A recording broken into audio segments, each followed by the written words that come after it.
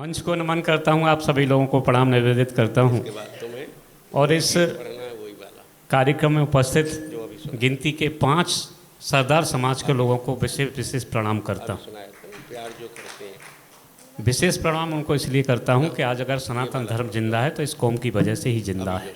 अगर ये कौम अपना बलिदान नहीं देती तो आज सनातन धर्म बच नहीं पाता, इसलिए मैं उनको बहुत बहुत प्रणाम करता हूँ। अभी प्रांजल प्रताप सिंह जो है अपने प्यार और मोहब्बत की बात कर रहे थे, लेकिन मेरा मानना है साहब, प्यार और मोहब्बत की बात करना बहुत आसान है लेकिन उसको निभाना उतना ही ज़्यादा कठिन है। तब मैं 4 पंक्तियाँ मुझे याद आती, मैं पढ़ता हूँ साहब। स्वागत स्वागत। कि अंगूठी से नहीं निभती नगीने टूट जाते हैं, अंगूठी से नहीं निभती नगीने टूट जाते हैं, लहर के खेल में अक्सर सपीने टूट जाते हैं। मोहब्बत है बहुत आसान, जब चाहो तो कर लेना, और मोहब्बत को निभाने में पसीने छूट जाते हैं, मोहब्बत को निभाने में पसीने छूट जाते हैं। और साहब जैसा कि आप सब लोगों को पता है, मैं हास्य का कवि हूँ, व्यंग्य का कवि हूँ, वहीं से अपनी बात शुरू करता हूँ। देखिए साहब, समय बहुत कम है और स्थिति यह है कि मात्र आधा घंटे में तो मैं अपने आप को चार्ज कर पाता हूँ, लेकिन 10 मिनट ही आपके बीच में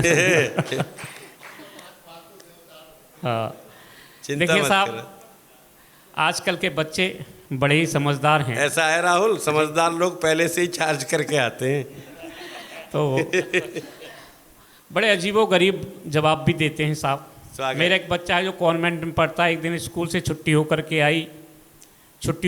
आया, घर पे आते ही बोला, पापा पापा हमारे स्कूल में जो नई मैडम आई है बड़ी क्यूट है।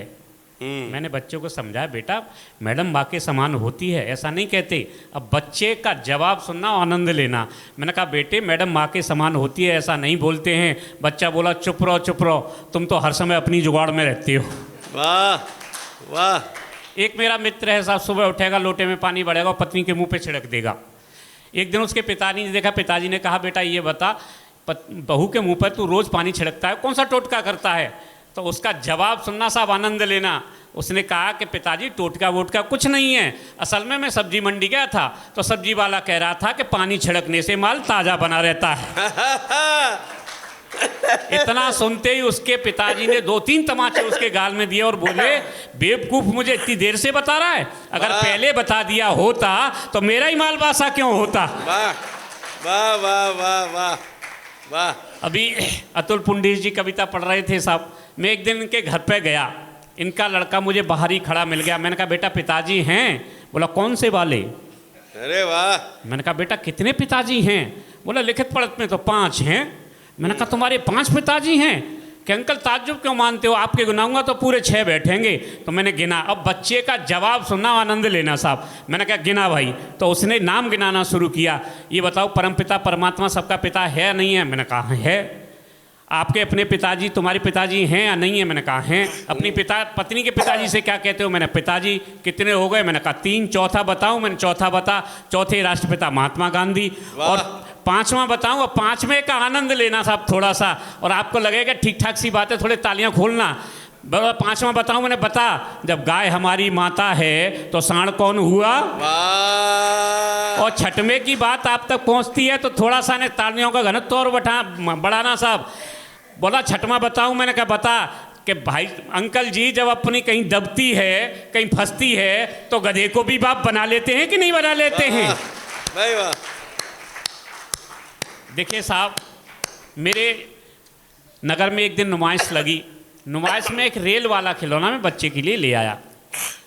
बच्चा रेल के खिलौने में जैसे ही चाबी भरता और रेल चलती वैसे ही कहना शुरू करता, ये टूंडला का रेलवे स्टेशन है, जिस किसी हरामी को उतरना हो उतर जाए, जिस किसी नालायक को चढ़ना हो चढ़ जाए, ये भारतीय रेल है, समय से आती है समय से जाती है, रेल किसी का इंतजार नहीं करती। जब पत्नी ने सुना तो पत्नी ने कहा, तुम्हें तो खिलौना दिलवाने का भी शऊर नहीं है, बच्चे को ऐसा खिलौना दिलवा दिया कि बच्चा गाली देना सीख गया है। मैंने कहा, यार खिलौना का गालियों से क्या संबंध है? कि तुम्हें भरोसा नहीं है तो चल करके देख लो। मैं साहब बच्चे के पास गया, मैंने कहा, बेटा खिलौना लो खेलो।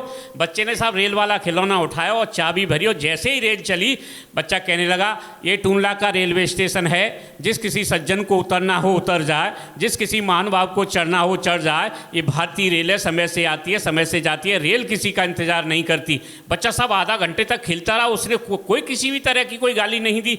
मैंने कहा तुम झूठ बोलकर बच्चे को पिटवाना चाह रही थी, बच्चा कहाँ गाली दे रहा है? पत्नी बोली देखो तुम्हें देख करके डर रहा है, अगर इसको छुप के देखोगे तब इसकी असलियत पता चलेगी। मैं साहब कमरे से मैं बाहर निकल गया, आधा घंटे का ध्यान रखना, पूरा क्लाइमैक्स आधा घंटे में ही है।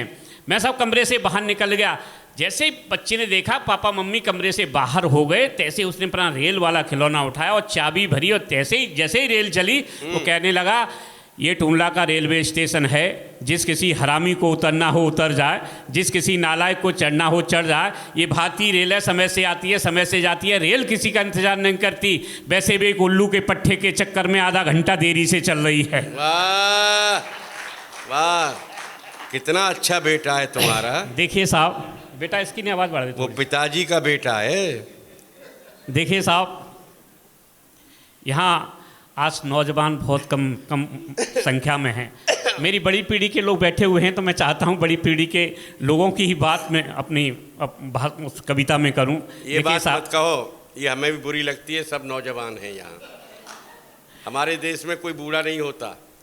देखिए साहब, बूढ़े होते तो देश के 2 मुख्यमंत्री 72 साल की उम्र में दूसरा विवाह नहीं करते।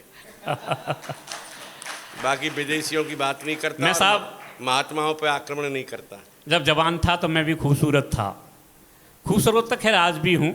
हाँ बिल्कुल, लेकिन समय के हिसाब से थोड़ी पैकिंग खराब हो गई है।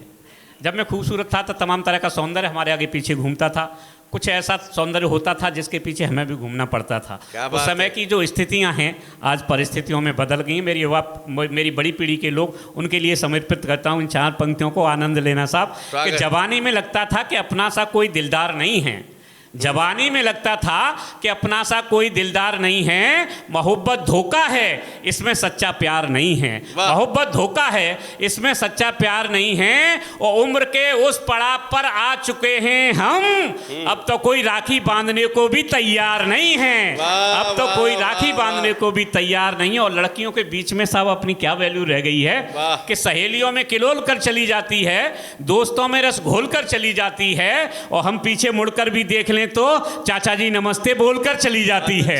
हम पीछे मुड़कर भी देख लें तो चाचा जी नमस्ते बोलकर चली जाती है। एक दिन साहब अतुल पुंडीर जी का मेरे पास फोन आया, बोले भाई साहब वैलेंटाइन डे मनाया? मैंने इनकी बात का जवाब दिया और आनंद लेना उस बात का। मैंने कहा ढलती उम्र में माँ भी अपनी नज़र नहीं उतारती, हमें देखकर तो कोई जुल्फें तक नहीं संवारती, और वैलेंटाइन डे क्या खाक बना लें हम, अब तो कोई फूल को फेंक कर भी नहीं मारती, अब तो कोई फूल को फेंक कर भी नहीं मारती। और साहब देखिए साहब, अभी सब बहुत ही क्योंकि शॉर्ट टाइम है, मुझे थोड़ा सब उसमें पढ़ना है। तो कोरोना काल आप सब लोगों ने देखा, कोरोना काल में ऐसा कोई वर्ग नहीं जिसका नुकसान नहीं हुआ, लेकिन सबसे ज़्यादा जिस वर्ग का नुकसान हुआ उसको तो बेचारे को किसी ने पूछा ही नहीं। सबसे ज़्यादा अगर किसी का कोरोना पीरियड में नुकसान हुआ तो हमारे युवा साथियों का हुआ, युवा वर्ग का हुआ। एक युवा साथी से मेरी मुलाकात होगी, मैंने बेटा ये बताओ कोरोना काल में तुमने क्या क्या खोआ, क्या क्या पाया? बोला अरे साहब पाया क्या, सब खोया ही खोया है। तब 4 पंक्तियां पढ़ता हूँ आपके आनंद के लिए, सुनिए साहब। स्वागत। उसकी जो वेदना है युवा की, उसमें से मैंने हंसी निकालने का प्रयास किया है। स्वागत। कि मेरा प्यार तब के खरा सोना हो गया, मेरा प्यार तब के खरा सोना हो गया, एक दिन तो तय मेरा भी गौना हो गया। हम घर में उससे शादी की तैयारी में रहे, अब हाथ खोलना थोड़े से, हम घर में उससे शादी की तैयारी में रहे, तब तक पता चला उसे कोरोना हो गया, तब तक पता चला उसे कोरोना हो गया। मेरी प्रेम गाथा फिल्मी सीन हो गई, विवेक और बुद्धिमतहीन हो गई, मैं प्यार का इजहार उससे करता तब तलक, ये पंक्ति सुनना साहब, मैं प्यार का इजहार उससे करता तब तलक, वह दूसरे के साथ क्वारंटीन हो गई, वह दूसरे के साथ क्वारंटीन हो गई, सपने जो मैंने देखे सारे गीले हो गए, अरमान मेरी जिंदगी के ढीले हो गए। कोरोना ठीक होने पे मैं पहुंचा गाँव में, कोरोना ठीक होने पे मैं पहुंचा गाँव में, तब तक मेरी वाली के हाथ पीले हो गए, तब तक मेरी वाली के हाथ पीले हो गए। और अंतिम एक छोटी सी कविता सुना करके मैं अपना स्थान लेता हूँ। समय की मर्यादा का पालन मुझे भी करना है। देखिए साहब, अभी कुछ समय पूर्व कश्मीर से धारा 370 हटाई गई। जब वो धारा हटी तो देश में तमाम तरह की प्रतिक्रियाएं हुई। कुछ प्रतिक्रियाएं धीरे धीरे करके हमारी जेलों तक भी पहुंची। वहाँ से एक छोटी सी कविता आप लोगों के सामने रखता हूँ साहब। सुनिए साहब कि जैसे ही कश्मीर से धारा 370 हटी वैसे ही एक घटना घटी। जैसे ही कश्मीर से धारा 370 हटी वैसे एक घटना घटी। जेल में बंद आसाराम झूमने लगा और मोदी के फोटो को लेकर बार बार चूमने लगा। जेल में बंद आसाराम झूमने लगा और मोदी के फोटो को लेकर बार बार चूमने लगा। यह देख जेलर बोला, लगता है आसाराम बौराया है या इसको पागलपन का दौरा आया है। यह सोच तुरंत डॉक्टर को बुलाया और आसाराम का पूरा चेकअप करवाया। चेकअप के बाद डॉक्टर बोला कि आसाराम तो पूरी तरह स्वस्थ है, आसाराम तो पूरी तरह स्वस्थ है, लगता है जेल के माहौल में ही मस्त है। तो जेलर ने आसाराम से कहा कि तुम पागलपन का नाटक क्यों कर रहे हो, जेल के नियमों से बिल्कुल नहीं डर रहे हो। तो आसाराम बोला कि जेलर साहब, कि जेलर साहब, कि जेलर साहब, आज तो बहुत शुभ दिन है। मोदी है तो सब मुमकिन है, मोदी है तो सब मुमकिन है। और अंतिम दो पंक्तियां मैं आप लोगों को सुनाना चाहता हूं, उसके बाद थोड़ा तालियों का मौसम करके मुझे विदा करना। मोदी है तो सब मुमकिन है कि जेलर साहब अब तो अपने दुख की बदरी छट जाएगी, कि जेलर साहब अब तो अपने दुख की बदरी छट जाएगी। अरे आज 370 हटी है तो कल 376 भी हट जाएगी।